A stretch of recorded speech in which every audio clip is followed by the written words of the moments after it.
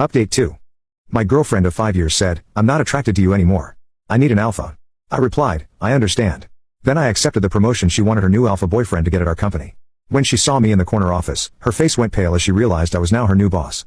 We drove to the office in separate cars, a routine we had started a few weeks ago as the distance between us grew. I got to my desk at 8:30, cleared out a few old files, and prepared for the day. Tina was at her workstation, chatting excitedly on the phone, no doubt with Chad. At exactly 9 a.m., a new email notification popped up on my screen. It did on everyone's. The subject line was simple: announcement, new director of strategic integration. I didn't open it. I didn't need to. Instead, I watched Tina. I saw her click open the email. Her face alight with triumphant expectation. I saw her eyes scan the first line, and then I watched as every ounce of color drained from her face. She went from tanned and glowing to a pale, sickly white in about 3 seconds. Her mouth fell slightly open. She blinked and reread the email. Then she reread it again. From across the office, I could see her hands start to tremble. She slowly lifted her head and her eyes scanned the room until they locked onto mine. I didn't smile. I didn't gloat. I just held her gaze with a perfectly neutral expression. The sight of me, calm and already back to work, seemed to be what broke her trance. She shot up from her chair and marched towards my desk. Several heads turned to watch her.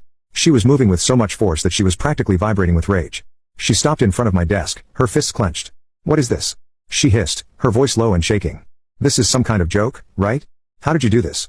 You stole this from him." Her voice was rising in volume and she was causing a scene. People were openly staring now. This was the moment. This was where the new dynamic would be forged. I slowly stood up, looking down at her as she was a few inches shorter than me. I kept my voice quiet, forcing her to lean in slightly to hear me, a subtle power move. "Tina," I said calmly. "This is neither the time nor the place for this conversation. My door is always open, but I expect you to conduct yourself professionally. We have a project status meeting scheduled for 10 o'clock. I'll see you in the main conference room. Then we can discuss your concerns about the project pipeline at that time." The color returned to her face in a hot, angry flush. She was speechless. She had come over to confront her ex-boyfriend, the man she had just deemed a weakling. She was now being addressed as a subordinate by her new boss.